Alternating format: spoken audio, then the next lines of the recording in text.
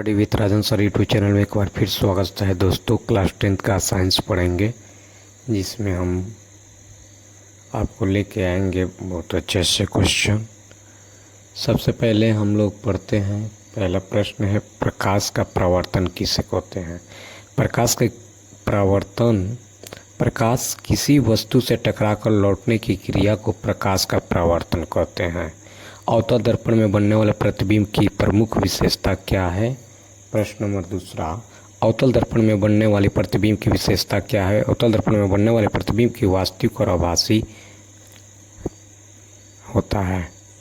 मुख्य अक्ष से आप क्या समझते हैं। गोलीय दर्पण के ध्रुव से वक्रता केंद्र के मिलाने वाली सरल रेखा को दर्पण का प्रधान या मुख्य अक्ष कहते हैं।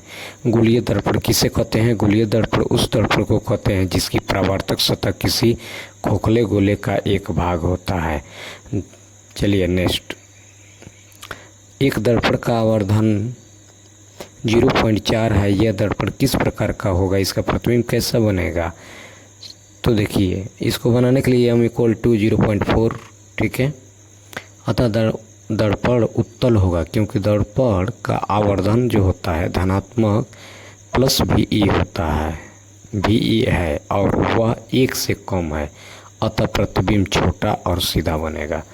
उत्तल दर्पण किसे कहते हैं। जिस दर्पण में प्रकाश का परावर्तन दर्पण के बाहरी सतह से होता है उसे उत्तल दर्पण कहते हैं। अवतल दर्पण किसे कहते हैं। जिस दर्पण में प्रकाश का परावर्तन दर्पण के भीतरी सतह से होता है उसे अवतल दर्पण कहते हैं। चलिए नेक्स्ट, अगला प्रश्न ले लेते हैं हम। एक आदमी का चेहरा 24 cm लंबा है और 20 cm चौड़ा है, तो उसके पूरे चेहरे को देखने के लिए एक दर्पण कम से कम किस आकार का होना चाहिए। दर्पण का आकार वस्तु से वास्तविक आकार से आधा अवश्य होना चाहिए, ताकि वह पूरी तरह दिखाई दे सके। इसलिए दर्पण की लंबाई बराबर 24/2 यानी 12 हो जाएगा। 12 cm। दर्पण की चौड़ाई 20/2 यानी बराबर 10 cm होगा। लंबाई इसका 12 cm और चौड़ाई 10 cm हो जाएगा। प्रकाश का प्रवर्तन तथा अपवर्तन लघु उत्तरीय प्रश्न के ओर एक बार हम चलते हैं, ठीक है। उस अवतल दर्पण की फोकस दूरी ज्ञात कीजिए जिसकी वक्रता त्रिज्या 32 cm है। तो वक्रता त्रिज्या बराबर क्या होगा, R बराबर इसका -32 cm हो जाएगा, ठीक है। F बराबर R/2 -32/2 यानी 16 cm, -16 cm होगा, तब फोकस की दूरी 16 cm होगा, ठीक है। चलिए आगे बढ़ते हैं। अवतल एवं उत्तल दर्पण के फोकस एवं फोकस दूरी में क्या अंतर है। अवतल दर्पण और फोकस वास्तविक और फोकस दूरी ऋणात्मक होता है। अवतल दर्पण का फोकस वास्तविक और फोकस दूरी ऋणात्मक होता है, जबकि उत्तल दर्पण का फोकस काल्पनिक एवं फोकस दूरी धनात्मक होता है। चलिए नेक्स्ट प्रश्न, एक समतल दर्पण द्वारा उत्पन्न आवर्धन +1 है, इसका क्या अर्थ है। m बराबर +1 दर्शाता है कि प्रतिबिंब बिंब के साइज के बराबर है। m का धनात्मक चिन्ह दर्शाता है कि प्रतिबिंब आभासी तथा सीधा है। दर्पण का द्वारक किसे कहते हैं। दर्पण के परावर्तक सतह के क्षेत्र को उसका द्वारक कहते हैं। छाया किसे कहते हैं। जब किसी अपारदर्शी वस्तु पर प्रकाश पड़ता है तो वह प्रकाश के पड़ने के विपरीत और अंधेरा क्षेत्र बनता है, जिसे उस वस्तु का छाया कहा जाता है। प्रतिबिंब किसे कहते हैं। किसी वस्तु से आ रही प्रकाश की किरणें परावर्तन या अपवर्तन के बाद जिस बिंदु पर मिलती है या जिस बिंदु से आती हुई मालूम पड़ती है उसे उस वस्तु का प्रतिबिंब कहते हैं, ठीक है। चलिए नेक्स्ट प्रश्न, प्रकाश के प्रवर्तन के नियम लिखिए। तो प्रकाश के प्रवर्तन के नियम निम्नलिखित है। चलिए आइए हम 2 जानेंगे। परावर्तन का पहला नियम, आपतित किरण परावर्तित किरण तथा आपतन बिंदु पर खींचा गया अभिलंब तीनों एक ही समतल में होते हैं। दूसरा, परावर्तन का दूसरा नियम, परावर्तन का दूसरा नियम यह है कि आपतन कोण परावर्तन कोण के बराबर होता है। एंगल I = एंगल छोटा r। चलिए, पार्श्व परिवर्तन किसे कहते हैं। जब हम अपने प्रतिबिंब को दर्पण में देखते हैं तो पाते हैं कि वह हर तरह से हमारे ही समान है। परंतु ध्यान से देखने पर एक अंतर का पता चलता है। यदि हम अपना दाहिना हाथ उठाते हैं तो लगता है कि प्रतिबिंब का बायां हाथ उठ रहा है। दूसरे शब्दों में वस्तु का दाहिनी भाग समतल दर्पण में प्रतिबिंब का बायां भाग तथा वस्तु का बायां भाग प्रतिबिंब का दाहिनी भाग में दिखाई पड़ता है। इसी को पार्श्व परिवर्तन कहते हैं। ठीक है, अब चलिए नेक्स्ट क्वेश्चन के तरफ चलते हैं। हजामत बनाने के लिए किस तरह के दर्पण का प्रयोग किया जाता है? तो हजामत बनाने के लिए हमें, ठीक है ना, अवतल दर्पण का प्रयोग किया जाता है, क्योंकि जब चेहरा अवतल दर्पण के ध्रुव P तथा फोकस F के बीच होता है तो दर्पण में चेहरे का बड़ा सीधी तथा आभासी प्रतिबिंब बनता है। प्रकाश की प्रवृत्ति की विशेषताएं लिखिए। प्रकाश की प्रवृत्ति की विशेषताएं निम्न है। प्रकाश की निर्वात में गमन कर सकता है। इसकी चाल में मध्यम प्रकृति पर आधारित होती है। प्रकाश विद्युत चुंबकीय विकिरण है। प्रकाश से एक सरल रेखीय युग्म है। उत्तल दर्पण के साइड को मिरर रूप में क्यों उपयोग किया जाता है?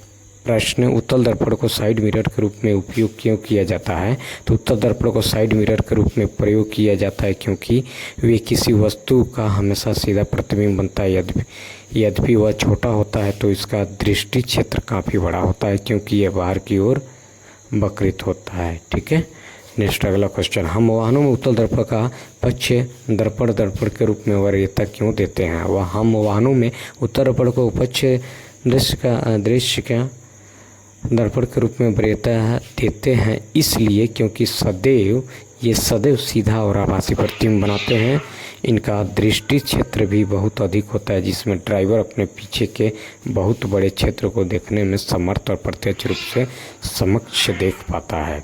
चलिए नेक्स्ट क्वेश्चन, अवतल दर्पण को अभिसारी दर्पण एवं उत्तल दर्पण को अभिसारी दर्पण क्यों कहते हैं? तो मुख्य अक्ष पर समांतर एक निकट आपतित किरणों को अवतल दर्पण के एक बिंदु पर अभिसारित करता है, जबकि उत्तल दर्पण उसे एक बिंदु से अपसरित करता है। इसलिए अवतल दर्पण को अभिसारी और उत्तल दर्पण का अपसारी दर्पण कहते हैं। वास्तविक और काल्पनिक आभासी यानी प्रतिबिंब को परिभाषित कीजिए। वास्तविक प्रतिबिंब वह प्रतिबिंब होता है यानी किसी वस्तु से आती हुई प्रकाश की किरणें परावर्तन या अपवर्तन के बाद जिस बिंदु पर वास्तव में मिलते हैं उसे उस वस्तु का वास्तविक प्रतिबिंब कहते हैं। काल्पनिक यानी आभासी प्रतिबिंब, किसी वस्तु से आती हुई प्रकाश की किरणें परावर्तन या अपवर्तन के बाद जिस बिंदु से आती हुई मालूम पड़ती है उसे उस वस्तु का काल्पनिक या आभासी प्रतिबिंब कहते हैं। वास्तविक और काल्पनिक प्रतिबिंब में अंतर क्या है? तो वास्तविक और काल्पनिक प्रतिबिंब में अंतर निम्नलिखित है। वास्तविक प्रतिबिंब देखिए, यह वास्तविक की किरणों के मिलाने से बनता है। यह हमेशा वस्तु की अपेक्षा उल्टा होता है। इस पर्दे पर इसे हम प्राप्त कर सकते हैं, देख सकते हैं। चलिए, काल्पनिक प्रतिबिंब में यह अंतर होता है कि यह काल्पनिक किरणों के मिलने से बनता है और यह हमेशा वस्तु की अपेक्षा सीधा होता है। इसे पर्दे पर प्राप्त नहीं किया जा सकता, इसे पर्दे पर नहीं देखा जा सकता। अवतल दर्पण तथा उत्तल दर्पण में अंतर क्या है? अवतल दर्पण तथा उत्तल दर्पण में निम्नलिखित अंतर हैं। अवतल दर्पण, इसका प्रवर्तक सतह अंदर की ओर धंसा होता है। इसका फोकस सामने, अवतल दर्पण में इसका फोकस सामने और फोकस दूरी ऋणात्मक होती है। अवतल दर्पण में यह वस्तु का वास्तविक और काल्पनिक दोनों प्रकार का प्रतिबिंब बनाता है। जबकि देखिए, अब उत्तल दर्पण में अंतर क्या है? उत्तल दर्पण, इसका प्रवर्तक सतह बाहर की ओर उठा यानी उभरा होता है। इसका फोकस पीछे और फोकस दूरी धनात्मक होती है। यह वस्तु का केवल काल्पनिक प्रतिबिंब बनाता है। ठीक है, अब चलिए नेक्स्ट हम पढ़ेंगे प्रधान फोकस और फोकस में क्या अंतर है। तो प्रधान फोकस दर्पण के प्रधान अक्ष पर रहता है, जबकि प्रकाश की समांतर किरणें दर्पण से परावर्तित होने के बाद जिस बिंदु पर फोकस करती है उसे फोकस कहते हैं। अतः यह आवश्यक नहीं है कि फोकस दर्पण के प्रधान अक्ष पर ही हो। चलिए नेक्स्ट क्वेश्चन, अवतल, उत्तल एवं समतल दर्पण के दो उपयोगों को लिखिए। अवतल दर्पण के दो उपयोग हैं, दाढ़ी बनाने में, डॉक्टरी जांच में। उत्तल दर्पण के दो उपयोग हैं, साइड मिरर के रूप में, सड़क बत्ती या प्रवर्तन सतह में। ठीक है, समतल दर्पण के दो उपयोग, सोलर कुकर, प्रवर्तक सतह, ऐनक के रूप में। ठीक है, नेक्स्ट मिलते हैं अगले क्वेश्चन तक। तब तक जय हिंद, जय भारत दोस्तों।